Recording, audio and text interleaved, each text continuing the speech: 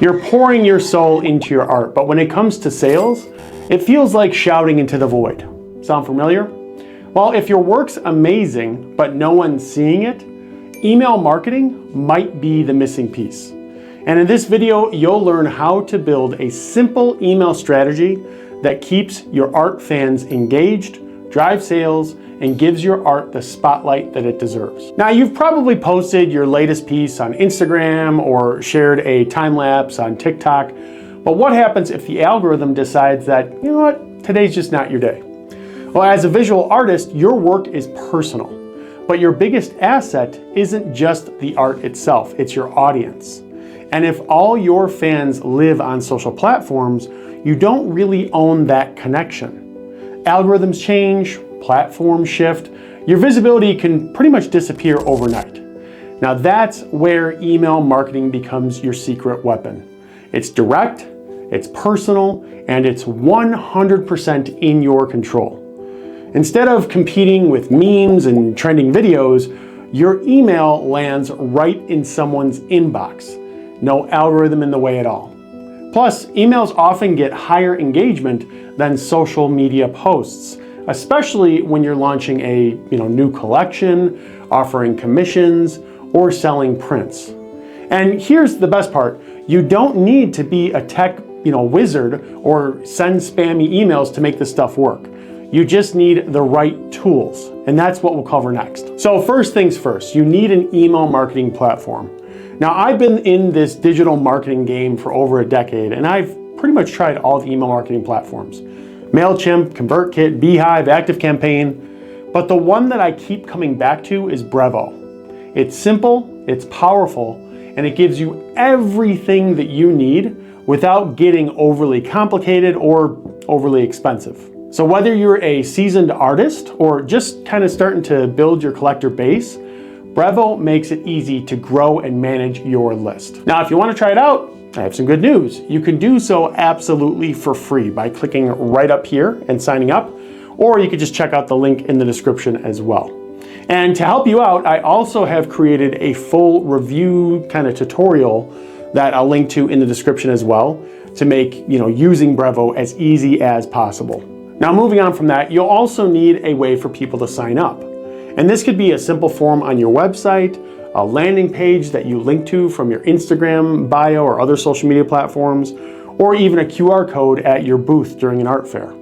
Just remember that you need to give people a reason to join. And we'll dive into strategy next, but here's kind of a preview. So saying, sign up for my newsletter, it doesn't inspire action, but get an exclusive mini print does. So once you've got your platform figured out and your sign up link and your incentive, you're ready to start building your list.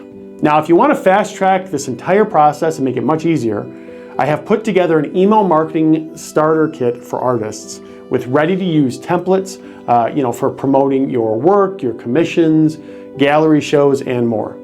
You can check out the link in the description for that, or just click right up here to grab it.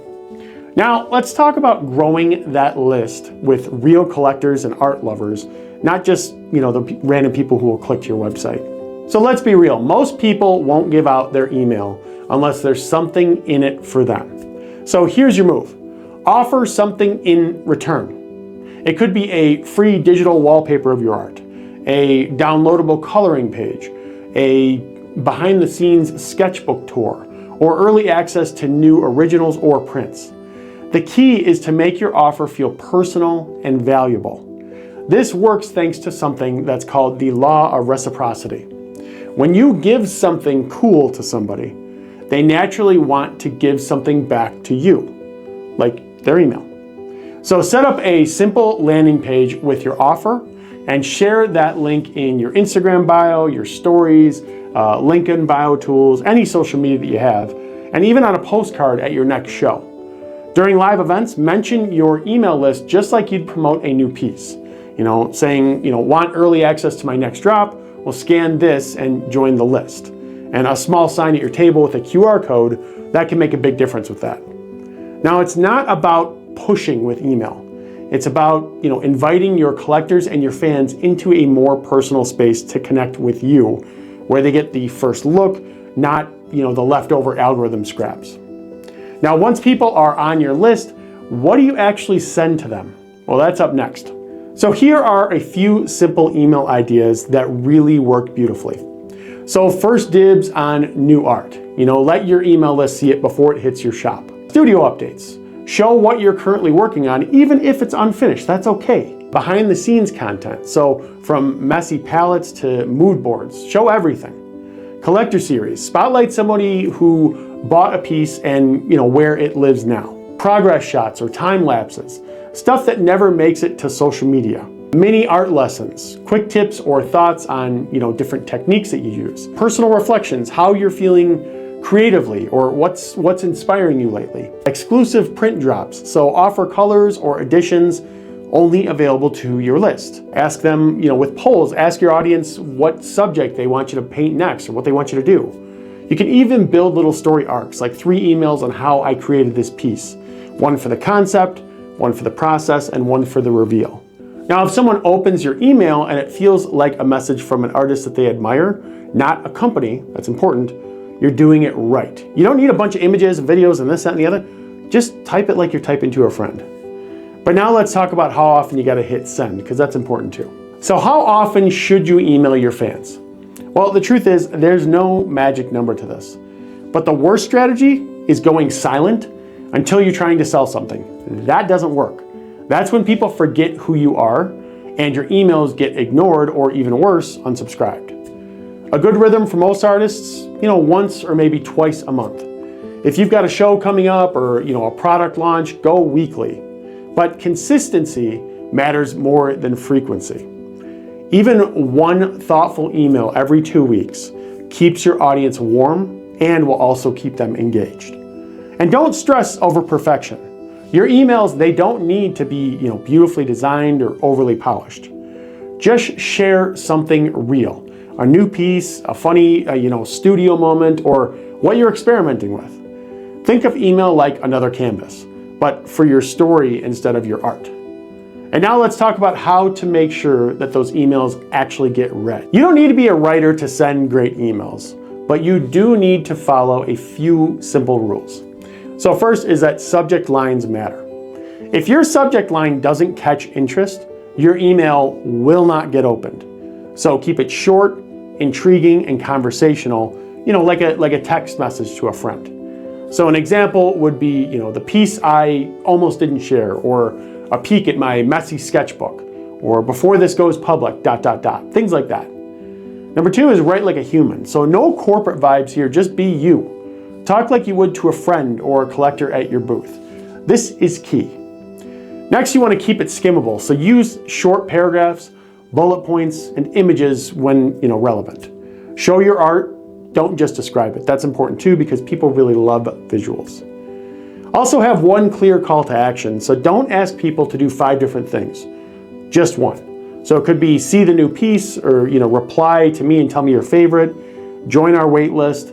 Simple, clear, and human, that's the secret. And now let's talk about how to tell if your emails are actually working, because sending them is cool, getting them opened is cool, but are they working? So the metrics that you need to track, you don't need to be a numbers nerd for this, but there are some stats that are worth watching. First is open rate. That tells you if your subject line is working. 20 to 30% is pretty solid. Next is click-through rate. That tells you if people are engaging with your content, like viewing a painting or visiting your shop. Next we have unsubscribed. So don't panic if a few people leave. They will.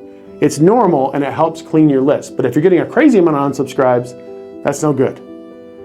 Watch which subject lines get opened, which emails get replies, and which ones lead to sales or direct messages. Over time, you'll learn what resonates, and you just need to do more of that to be successful. Okay, with this video, you've now got the full roadmap to start email marketing as an artist, even if you're just starting out. You know why email matters, what tools you need, how to grow your list, what to send, and how to improve over time. So here's your first step. So the first thing is sign up for Brevo, link up here again or in the description. Create a landing page and or link it up on your website. The tutorial link below will walk you through that whole thing in the description. And then offer something simple, a digital freebie, a sketch, a thank you video, and share that link with your current audience. That one move could completely change the way that you connect with your fans and grow a collector base that you actually own. And if you want to make it even easier, as a reminder, grab the artist's email starter kit that I linked to below, or again, it's right up here. It'll save you hours of guesswork. Because when you take control of your audience, you're not just sharing art. You're building a lasting connection that goes beyond any platform. Social media, email, doesn't matter. Otherwise, thanks so much for hanging out, and I will see you in the next video.